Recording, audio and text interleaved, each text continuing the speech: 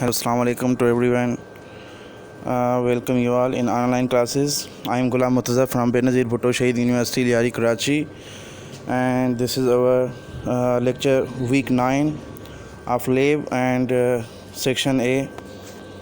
Today we will revise previous 3 labs. The first lab consists of 3 parts. First part is experimental verification of Ohm's law. पहले part ने हमने वो ओम law को verify किया था experimentally, क्या वाकई जो ओम लॉ स्टेटमेंट कहता है वो स्टेटमेंट ठीक है या नहीं है।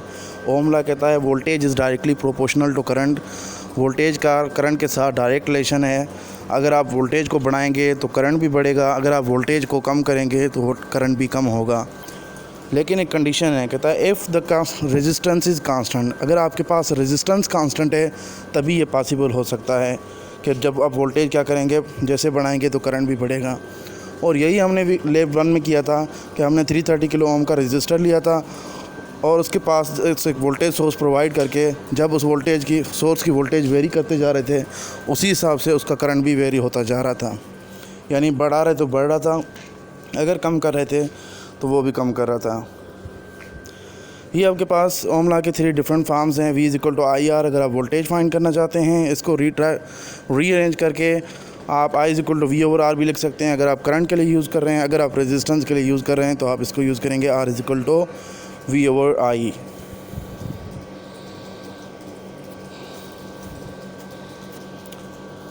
यही फर्स्ट पार्ट है। आप फिगर ए में देखिए कि हमारे पास यहाँ पर एक रजिस्टर है। Here the value of resistance is 2 ohm but you have to take in the 330 kilo ohm in Proteus software. उसके साथ सीरीज़ में देखें, सर्किट को ब्रेक करके एक ए के साथ आपको बॉक्स नज़र आएगा। This is ammeter.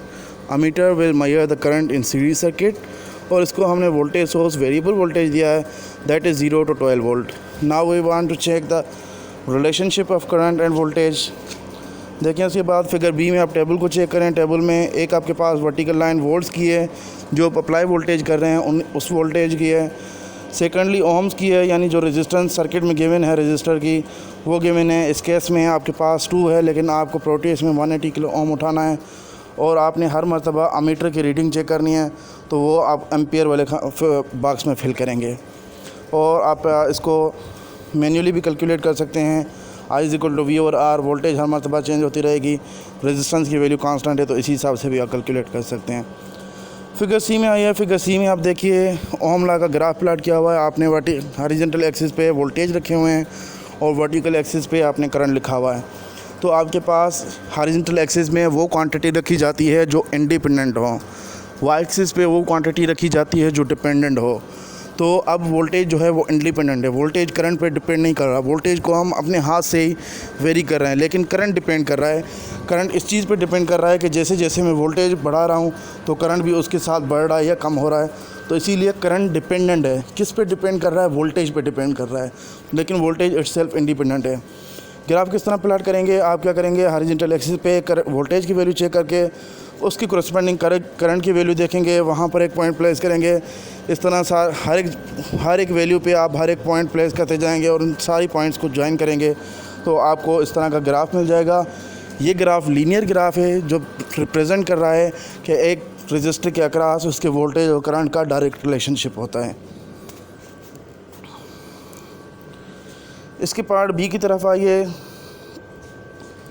इसके पार्ट बी में चेक कीजिएगा कि पार्ट बी में आपके पास एक सीरीज़ सर्किट है जिसमें 2 रजिस्टर सीरीज़ में कनेक्टेड हैं। एक रजिस्टर 180 किलो ओम का, एक रजिस्टर 100 किलो ओम का है। उसके साथ सोर्स वोल्टेज लगाई हुई है। अब आपको पता है सीरीज़ में करंट सेम फ्लो होता है जबकि वोल्टेज डिफरेंट होते हैं हर एक रजिस्टर के पास। और हर एक वोल्टेज का आप जब सम अप करेंगे, यानी ये कहना चाहता हूँ जब हर एक रजिस्टर के अक्रॉस वोल्टेज ड्रॉप डिफरेंट होता है, सब वोल्टेज ड्रॉप को आप एडअप कर लेंगे तो वो सोर्स वोल्टेज के इक्वल हो जाएगा। इट मीन्स कि 180 के अक्रॉस जो वोल्टेज ड्रॉप आ रहा है प्लस जो 100 के अक्रॉस वोल्टेज ड्रॉप आ रहा है, इन दोनों को एडअप कर लें तो आपके पास सोर्स वोल्टेज के इक्वल हो जाएगा। तो अब हम क्या करेंगे, पार्ट बी में जो हमने किया था कि हम दोनों रजिस्टर के अक्रॉस पैरेलल में वोल्ट मीटर लगा रहे थे। पीछे से पहले सोर्स वोल्टेज की वोल्टेज हमने 5 वोल्ट रखी थी, देन 10 वोल्ट रखी थी, देन 15 वोल्ट रखी थी। तो हमने देखा था कि जैसे जैसे मैं वोल्टेज की वैल्यू चेंज करता जा रहा हूँ ऐसे मेरे पास हर मरतबा दोनों के अकराज जो वोल्ट मीटर है वहाँ पर वोल्टेज चेंज होती जा रही है और उन दोनों का सम सोर्स वोल्टेज या अप्लाइड वोल्टेज के इक्वल होता जा रहा है। तो इसमें आपने क्या करना होगा, प्रैक्टिस में इस तरह से सर्किट बना के हर मरतबा पहले 5 वोल्ट पे V1 और V2 फाइंड करना है, देन 10 वोल्ट पे V1 और V2 फाइंड करना है, देन 15 वोल्ट पे। साथ ही साथ आपको पता है आई मेजर मैंने लिखा हुआ है मेजर्ड करंट, तो सीरीज़ में करंट जस्ट एक ही होता है, वो आपने करंट मेजर करना है। सर्किट को कहीं से भी ब्रेक कर लें, चाहे R1 और R2 में से के बीच में आप एमीटर प्लेस करें या किसी भी जगह पर, क्योंकि सीरीज़ में जस्ट एक ही पाथ है तो एमीटर सेम करंट रीड करेगा। पार्ट 3 की तरफ आइए। पार्ट 3 में आपके पास पैरेलल सर्किट है। पैरेलल सर्किट में हमारे पास जो होती है वोल्टेज सेम होती है। अगेन वही दो रजिस्टर हैं, एक 180 किलो ओम का है और एक 100 किलो ओम का है।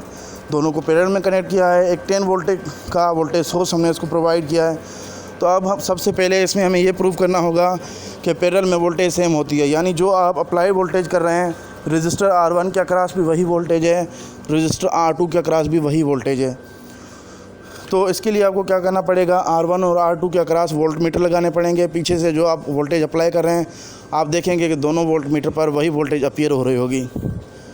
सेकेंडली आपने क्या करना है, करंट मेजर करना। याद रखिएगा कि पैरेलल सर्किट में हमारे पास वोल्टेज सेम होती है, करंट डिफरेंट होता है, और जो करंट होता है वो जब वोल्टेज सोर्स प्रोड्यूस करता है तो उसके बाद वो करंट डिवाइड हो जाते हैं, और हर एक रजिस्टर में से जो करंट गुजरता है उन जब सारे करंट्स का आप सम अप कर लेंगे तो वो करंट एग्जैक्टली टोटल करंट होगा जो कि सोर्स प्रोड्यूस कर रहा होगा। तो इस केस में आपने क्या करना होगा, R1 जो रजिस्टर लगा हुआ है इसको सर्किट को ब्रेक करेंगे, अमीटर प्लेस करेंगे, तो ये करंट आपके पास I1 हो जाएगा। रजिस्टर R2 को सर्किट से डिस्कनेक्ट कर लेंगे, वहाँ पर अमीटर प्लेस करेंगे तो आपको यहाँ से करंट I2 मिल जाएगा। ये जस्ट आपने रीडिंग 10 वोल्टेज पे लेनी है। उसके बाद हम लेब नंबर 2 पे आए थे। लेब नंबर 2 का था टेस्टिंग द LDR सेंसर। मैंने बताया था LDR एक सेंसर है और सेंसर के दो ही काम होते हैं। सबसे पहले वो कोई ना कोई चीज़ सेंस करता है, सेकेंडली उसी सेंसिंग के कॉरस्पॉन्डिंग कोई ना कोई एक्शन परफॉर्म कर रहा होता है। तो LDR जिस तरह थर्मिस्टर पढ़ा था, थर्मिस्टर एक टेम्परेचर सेंसर है। क्या सेंस करता है, टेम्परेचर को सेंस करता है। उसके कॉरस्पॉन्डिंग एक्शन कौन सा परफॉर्म करता है, एक्शन ये परफॉर्म करता है कि वो रेजिस्टेंस की वैल्यू चेंज कर लेता है। इसी तरह LDR भी एक सेंसर ही है कि LDR क्या है, लाइट डिपेंडेंट रजिस्टर है। इसको आप रजिस्टर भी कह सकते हैं, इसको आप सेंसर भी कह सकते हैं। सेंसर आप क्यों कहेंगे, सेंसर आप इसीलिए कहेंगे कि ये लाइट को कंटिन्यूसली सेंस कर रहा होता है। सेंस करने के बाद इसका एक्शन क्या होता है, ये अपने रेजिस्टेंस की वैल्यू चेंज करता है। यानी ये एक ऐसा वेरिएबल रजिस्टर है जो रेजिस्टेंस की वैल्यू चेंज करता रहता है लाइट को देखते हुए, लाइट को सेंस करते हुए। तो इसका पार्ट ए था कि हमने क्या कर रहे थे, सिंपली LDR सेंसर को टेस्ट कर रहे थे। हम क्या कर रहे थे, इन लाइट उसकी रेजिस्टेंस चेक कर रहे थे और विदाउट लाइट। इन लाइट हम उसको ओपन एनवायरनमेंट में रख के उसकी रेजिस्टेंस चेक कर रहे थे। देन हमने क्या किया था, उसके ऊपर हाथ प्लेस करके रखा था और देन उसकी रेजिस्टेंस देखी थी तो वो रेजिस्टेंस वेरी हो रही थी। पार्ट बी इसका क्या था, पार्ट बी में हमने LDR को एक सीरीज़ रजिस्टर R जिसकी रेजिस्टेंस थी 180 किलो ओम उसके साथ कनेक्ट कर दिया। हमने कहा कि सीरीज़ में हमारे पास करंट सेम होता है और वोल्टेज डिफरेंट होती है। तो अब देखिए इस सर्किट में आपको दो तरह से रीडिंग लेनी है, एक इन लाइट लेनी है, एक विदाउट लाइट लेनी है। रीडिंग कौन सी लेनी है, सबसे पहले आप जो सोर्स वोल्टेज आपने अप्लाई किया है इस सोर्स वोल्टेज की वोल्टेज हर मरतबा चेंज करेंगे। पहले 5 वोल्ट रखेंगे, देन 10 वोल्ट रखेंगे, देन 15 वोल्ट रखेंगे, और हर एक वोल्टेज पे आप चेक करेंगे LDR के पास कितना वोल्टेज ड्रॉप आ रहा है, रजिस्टर जो R है 180 किलो ओम का उसके पास कितना वोल्टेज ड्रॉप आ रहा है, हर एक वोल्टेज पे। सेकेंडली आपको पता है सीरीज़ में एक ही करंट फ्लो हो रहा होता है, तो वो आपको सीरीज़ करंट भी देखना है कि सीरीज़ में से टोटल कितना करंट फ्लो हो रहा है। ये एक मरतबा आपने सारी रीडिंग LDR को खुला छोड़ के लेनी है। सेकेंडली क्या करना है, सारी रीडिंग LDR के ऊपर हाथ प्लेस करके रखनी है, LDR के ऊपर हाथ प्लेस करके रखना है और ये सारी रीडिंग दोबारा ले लेनी है। थर्ड पार्ट इसका पोटेंशियोमीटर वाला था, वो आप व्हाट्सएप उस पर नहीं करेंगे, प्रोटेस पे। और हमारे पास जो लेब 3 थी, लेब 3 में हमारे पास इंट्रोडक्शन टू ऑसिलोस्कोप था। हमने ऑसिलोस्कोप को यूज़ करना देखा था, हमने फंक्शन जनरेटर और ऑसिलोस्कोप को आपस में कनेक्ट करके देखा था। हम देख रहे थे फंक्शन जनरेटर से जो सिग्नल हम जनरेट कर रहे हैं वो सेम हमारा ऑसिलोस्कोप पे वो शो हो रहा था। और सेकेंडली हमने ये भी देखा था आप ऑसिलोस्कोप से अपनी USB में डेटा भी सेव कर सकते हैं। जब आप USB लगाते हैं उसके बाद आप जस्ट एक हार्ड कॉपी का ऑप्शन बटन दबाते हैं, आपके पास सारा का सारा डेटा सेव हो जाता है। तो जब आपके प्रोटीस यूज़ करेंगे, प्रोटीस में आपके पास ऑसिलोस्कोप की सारी सेटिंग की हुई होती है, तो वहाँ पर आपको कोई सेटिंग नहीं करनी होती। जस्ट आप ऑसिलोस्कोप प्लेस करते हैं और वायरिंग करते हैं तो ऑसिलोस्कोप आपको आउटपुट दिखाएगा।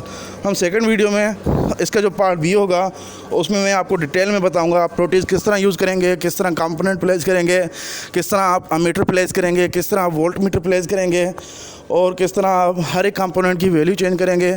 तो वो सारा आपको डिटेल्ड में मैं इसके पार्ट बी में बता दूँगा। इससे रिलेटेड आपका जो भी क्वेश्चन हो आप मुझसे पूछ सकते हैं। Thank you so much.